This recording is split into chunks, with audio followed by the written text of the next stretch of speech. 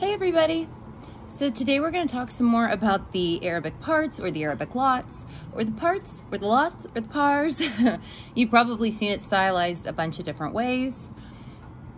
Today we're going to talk about the lot of destiny and the lot of status and vocation. Now, these are some of the ones mentioned. There's a watcher that threw out a whole bunch of them for me to look into. Some of the ones they mentioned I have worked with before, some of them I have not. So I have worked with a lot of destiny. I wanted to do that one. And I haven't actually worked with the lot of status or vocation. I actually don't like vocation being on this. For some reason, I prefer the lot of status. I like this better for this. I just do. Vocation is fine to have there in the name, but I would think of it as the lot of status. Anyway, I'll show you one of the formulas. I'll put pictures of the two formulas, but they are very similar. This is the lot of destiny, the formula. This is a lot that actually uses the midheaven instead of the ascendant or a house cusp, another house cusp. It uses the midheaven. So if you have a day chart, which is when your sun is above the ascendant, you would use the formula midheaven plus sun minus moon. If you have a night chart, which is when the sun is below the ascendant, you would use the midheaven plus moon minus sun formula. This is an example from my chart of how to do it. I will also post a picture of the 360-degree zodiac so you can know what to change stuff to in your own chart. And the reason why I wanted to do the lot of destiny with the lot of status or vocation is because the formulas, like this is the formula for a day chart with the lot of destiny. For the lot of status, this is the formula for the night chart, and this becomes the formula for the day chart. So they use the same formula, it's just reversed. So they felt like they should be done together. Now, as far as the lot of destiny goes, I have worked with this one before. I don't think of it though as destiny in terms of like it's not your whole destiny. Okay, I don't think of it that way. When I think of the lot of destiny, I think of it like it's a piece of destiny. And when I think of okay, so in this formula for the lot of destiny, the midheaven is involved. The midheaven does deal with career, but when I think, and it's also very public, it's a more public place, but when I think of the midheaven, I think of the most idealized version of oneself, the highest and most idealized version of oneself, who one wants to be when they grow up, kind of thing. That's how I think of it. So I can see why the midheaven is taken here, why it's used here in this formula. And then the sun and the moon are both very, very personal places in the chart, right? So there is a very personal feeling to this point, to this part, to this lot. But I would not calculate it and see where it is and think, that's my fucking destiny. I wouldn't take it literally like that. I would think of it more like it might be a piece of your destiny by sign and house. A piece of it. Now, when I look at things like what one wants to accomplish in this lifetime or what their soul mission is, right? I tend to look at the North Node and the Pluto polarity point and things like that. That would be what I would look at first. The lot of destiny might help to give another dynamic to this. It very well could. I do think it probably plays in somehow, even if it doesn't make any contact with the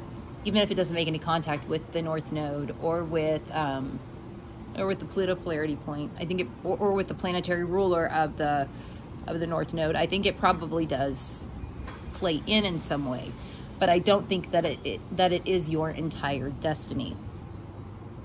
But there probably is something about that house, the areas of life that house deals with, and how by sign that does play in. Like, okay, I'll give you an example. Like, I have mine is in Leo. Mine's at 14 Leo in the 8th house. So that, the 8th house is a whole lot of shit. But there could be something psychological areas of life.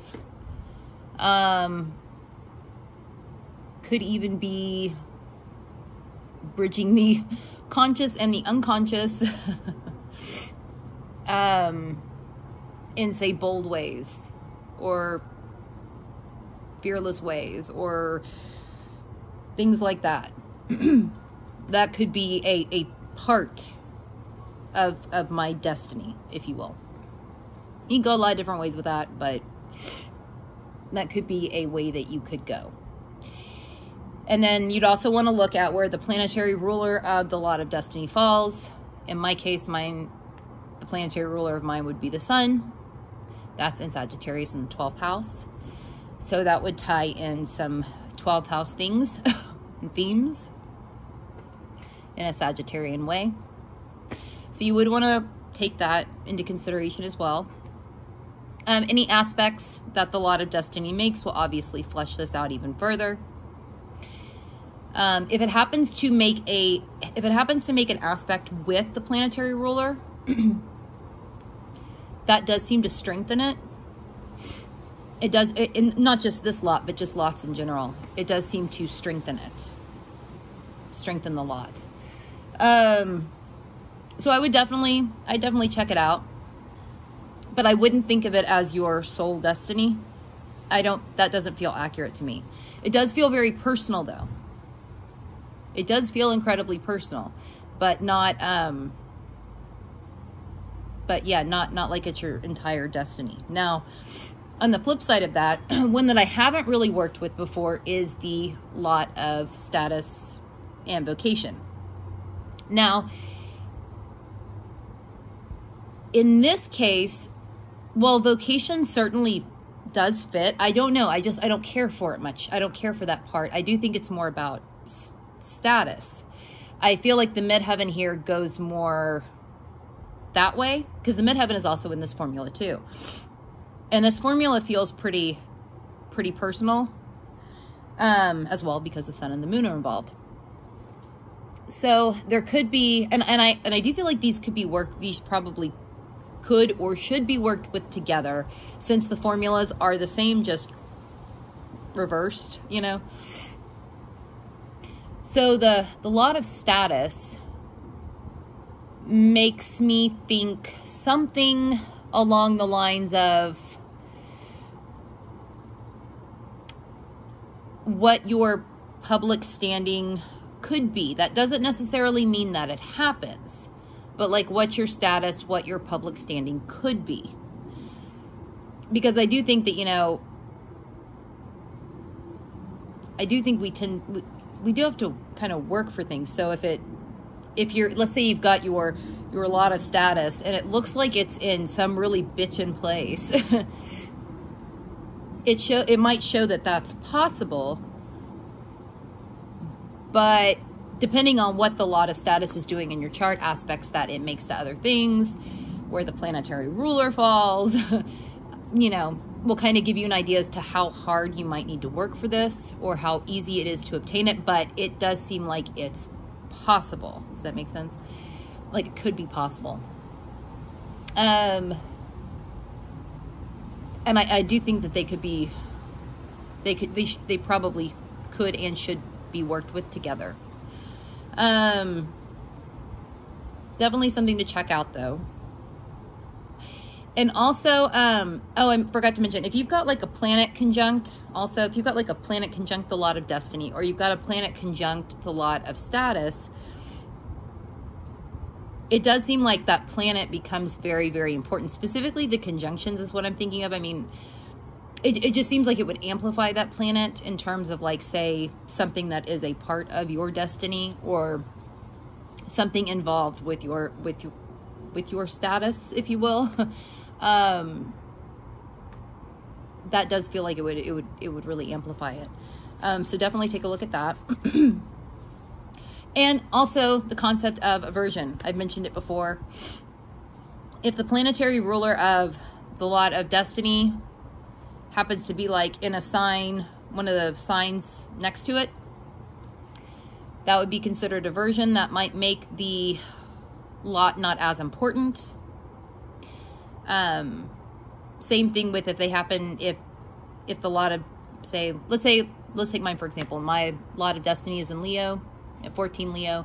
If the sun happened to be in Cancer or happened to be in Virgo, that would be considered aversion because they're in the signs next to it.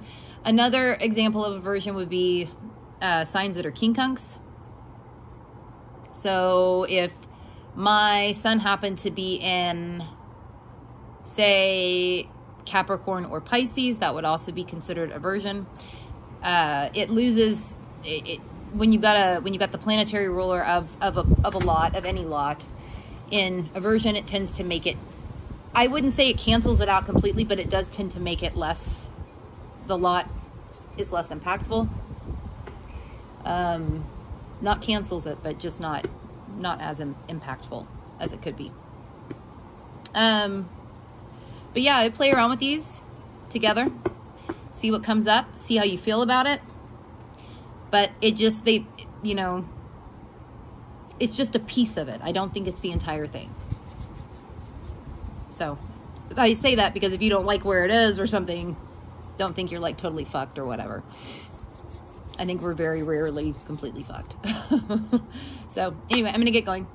If you want to follow us on Instagram, you can find us at Let's Fuck With Astrology. I'm at Saturn Season Astrology on Instagram. Natalie is at Paternal Astrology on Instagram. If you want to like or subscribe or whatever the fuck people do with videos on YouTube, you can find us by searching for Let's Fuck With Astrology in the YouTube search bar.